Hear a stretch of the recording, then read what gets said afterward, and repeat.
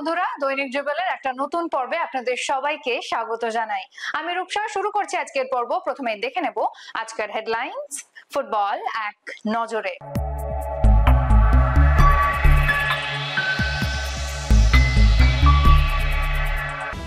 অনূর্ধ্ব 23 জাতীয় দলে দুই বঙ্গ সন্তান, প্রস্তুতিতে সাধন সমিতি। মহিলা কোচের অনুশীলনে খুশি, সুপার 6 এর লক্ষ্যে সাধন ফুটবলাররা। রেফারি অ্যাসেসর নিয়ে সেমিনার শেষ হলো। গভর্নিং বডির বৈঠক আইএফএ তে। চলে আসি বিস্তারিত খবরে। তাজিকিস্তানের মাটিতে দুটি ফ্রেন্ডলি ম্যাচ খেলতে এই মুহূর্তে তাজিকিস্তানে ভারতীয় অনূর্ধ্ব 23 দল। নৌশাদ মুসা আর দীপঙ্কর চৌধুরীর প্রশিক্ষণে এই দলটি কলকাতায় 10 দিনের প্রশিক্ষণ শিবির করে। চূড়ান্ত দলে দীপেন্দু বিশ্বাস ও শুভম ভট্টাচার্য এই দুই বঙ্গ সন্তান রয়েছেন। প্রিমিয়ারের লড়াকু দল হিসেবে সাধন সমিতির একটি আলাদা পরিচয় রয়েছে। মহিলা কোচ সুজাতা করের প্রশিক্ষণে নবীন প্রবীণের মিশেলে এই দল আসন্ন প্রিমিয়ার ডিভিশনের জন্য প্রস্তুতি নিচ্ছে। প্রিমিয়ারে মহিলা কোচ একটা নজির, দেখে নিই সেই প্রস্তুতির ছবি।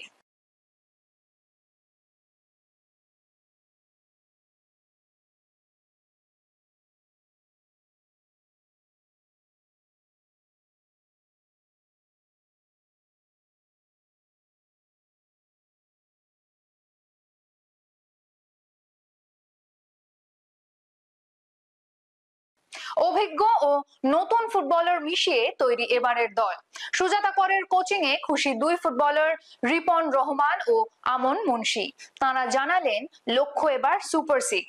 আরো কি জানালেন শুনে নেব।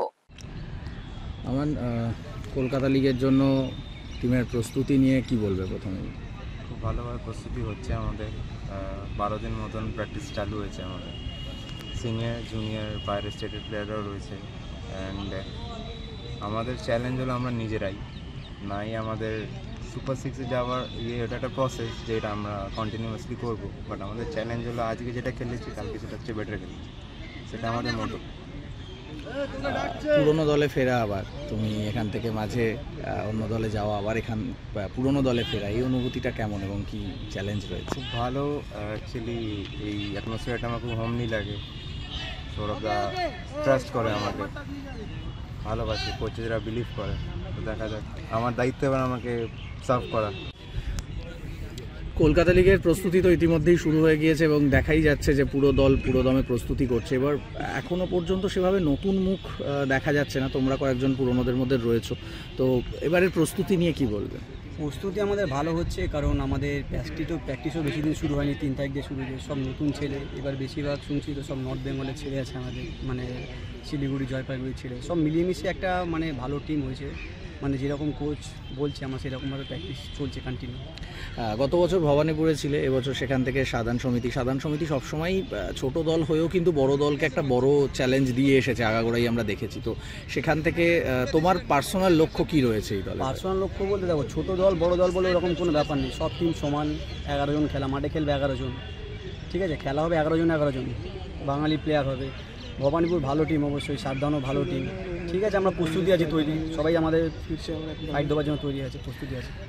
চুলোভার সঙ্গে তোমার একটা খুব ভালো বন্ধুত্ব আছে আমরা দেখেছি, এবছর এই দলে ফিরছে চুলোভা, যেটা শোনা যাচ্ছে, তো সেইটা নিয়ে এখন থেকে কি একটু এক্সাইটেড বেশি? না, চুলোভা আসলে ভালো হবে, কারণ আমাদের দুজনের বন্ডিং ভালো ছিল। আমরা যখন মোহামেডানে ছিলাম আমাদের দুজনের মধ্যে মানে খুব একটা বন্ডিং ভালো ছিল। এখানে আসলেও ভালো হবে দুজনের মধ্যে, টিমটাও আরও ভালো হবে আমাদের। এবছর সাধারণ সমিতির জন্য একটা খুব ভালো বিষয় হচ্ছে নতুন কোচ হিসেবে সুজাতাদি জয়েন করেছেন এবং প্রিমিয়ার ডিভিশনে উনি প্রথম মহিলা কোচ হিসেবে কাজ করবে।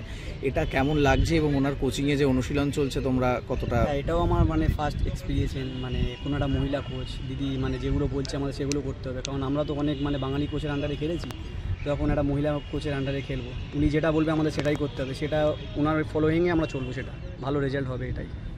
Thank you. চলে আসি পরের খবরে। রেফারি অ্যাসেসরদের নিয়ে দুদিন ব্যাপী সেমিনার মঙ্গলবার শেষ হলো।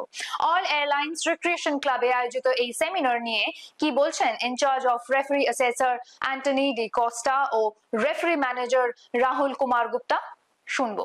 Can you quickly describe the main objective of the workshop? First of all, thanks to IFA taking the front step towards development of the referee assessor, which is a key role to develop, which plays a important vital part in development of referees. Because to develop the referees, we need good educators, and for that they have started an initiative to just train the referee assessors, and for that we have just appointed a well specialized person, referee assessor manager at the All India Football Federation, to take take this workshop for the most important thing. So, what are the key topics or modules were covered during this workshop? Well, this workshop was all about referee assessment. So we have introduced, in fact, a referee assessment scheme which analyzes the performance of the match officials, that is the referees, the assistant referees, and the fourth official. And this is a very well-balanced assessment scheme where it takes care of the overall performance of the match officials. Now, there are instances where match officials do get their decisions correct.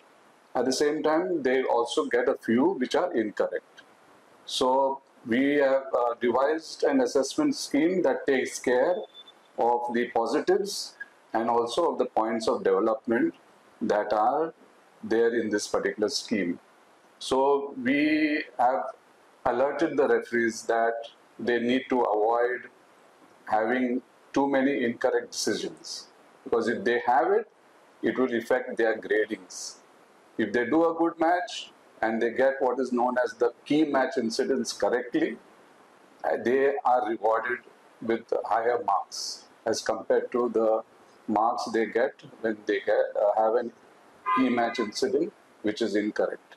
In this scheme also, what we have done is that if a referee misses on a yellow card, which was genuinely to be given, a 0.1 mark is deducted from his overall performance. So we have balanced the whole assessment, so there is fairness to the good things that the referee does and also to the incorrect decisions that the referee gives. So, how did you engage participants during this workshop? Well, this was totally practical exercises that we had.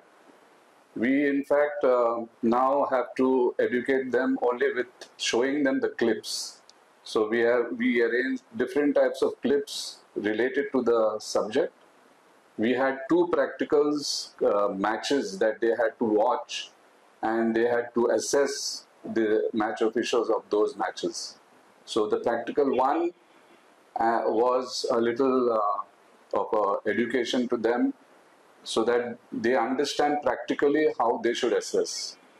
And when we did the practical 2, there was a lot of improvement as compared to their performance of the referee assessors who attended here in the practical 2. So our emphases were mostly on clips, which are the best way of educating them. Sir, how active and engaged were the participants? We can see as the weather in Kolkata is today very cloudy and rainy, but still all the participants who are traveling from different various places from outside of Kolkata also, they all were on time. And as the new system requires a lot of IT knowledge, so the people have understand the importance, what is the IT knowledge they require and how they will be updated. So means they are very enthusiastic and taking part in clarifying all the doubts regarding the grading system and how the difficulty level of the matches will be judged. So it's a very good participation from the participants. IF এর governing বডির বৈঠক হয়ে গেল মঙ্গলবার। Governing বডির সভায় BSS sporting club, Janbazar AC ও শ্যামাপ্রসাদ স্মৃতি সংঘের নাম পরিবর্তনের প্রস্তাব গৃহীত হয়। 2024-25 খসড়া বার্ষিক আর্থিক হিসাব অনুমোদিত হয়। একাধিক একাডেমি পরিদর্শন রিপোর্ট পেশ করা হয়। তার মধ্যে অনেক একাডেমির অনুমোদন দেওয়া হয়। বেশ কিছু একাডেমির পরিকাঠামো আবার খতিয়ে দেখার কথা বলা হয়েছে। সহযাত্রী ও বেঙ্গল স্পোর্টিং ক্লাবের অভ্যন্তরীণ গোলমাল মেটাতে 3 সদস্যের কমিটি গঠন করা হয়েছে। কালীঘাট স্পোর্টস লাভার্স অ্যাসোসিয়েশনের বিরুদ্ধে থাকা অভিযোগের প্রেক্ষিতে তাদের কাছ থেকে মুচলেকা চেয়ে ভবিষ্যতে এই ধরনের ভুল না করার প্রতিশ্রুতির ভিত্তিতে তাদের অভিযোগ থেকে মুক্তি দেওয়া হয়েছে। মঙ্গলবার ছিল তৃতীয় ডিভিশনের একাধিক খেলা, একবার দেখে নেব সেই সব ম্যাচের ফলাফল। মঙ্গলবার তৃতীয় ডিভিশনের খেলায় টাউন মাঠে আরিয়াদহ স্পোর্টিং ক্লাব 5-1 গোলে বরানগর শিবশঙ্কর স্পোর্টিংকে হারায়। বিজয়ী দলের হয়ে শ্রমিক বিশ্বাস ও দীপু সর্দার দুজনেই জোড়া গোল করেন। অন্য গোলটি সম্রাট দাসের। বরানগরের একমাত্র গোলটি শিলাদিত্য মাহাতোর। YMCA মাঠে গরলগাছা SC 3-0 গোলে বালি প্রতিভা ক্লাবকে হারায়। কাস্টমস মাঠে পেয়ারা বাগান FCC ও বাটা স্পোর্টস ক্লাবের খেলাটি গোল শূন্যভাবে শেষ হয়। তালতলা মাঠে বালি দেশবন্ধু HMSA ও কুমারটুলি ইনস্টিটিউটের খেলাটি 1-1 গোলে ড্র হয়। বালি দেশবন্ধু HMS এর পক্ষে গোল করেন রাম হেমব্রম ও কুমারটুলির গোলটি করেন প্রসেনজিৎ মণ্ডল।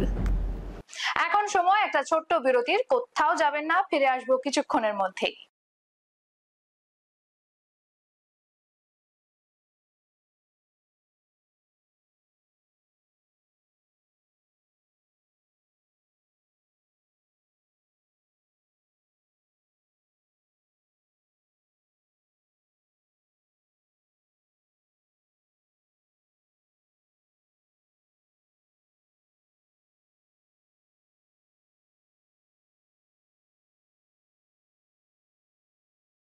ফিরে এলাম সঙ্গে নিয়ে, হ্যাঁ, ফুটবল কুইজ মগজাস্ত্র।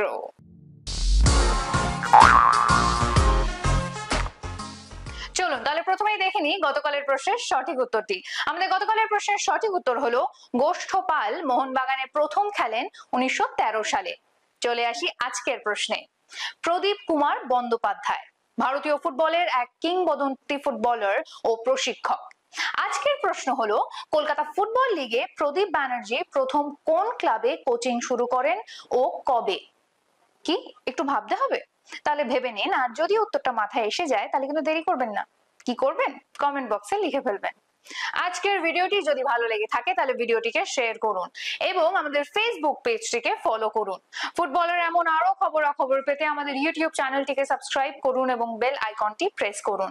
আজ তাহলে এখানেই শেষ করছি, আবার দেখা হবে আগামী পর্বে। শুভরাত্রি।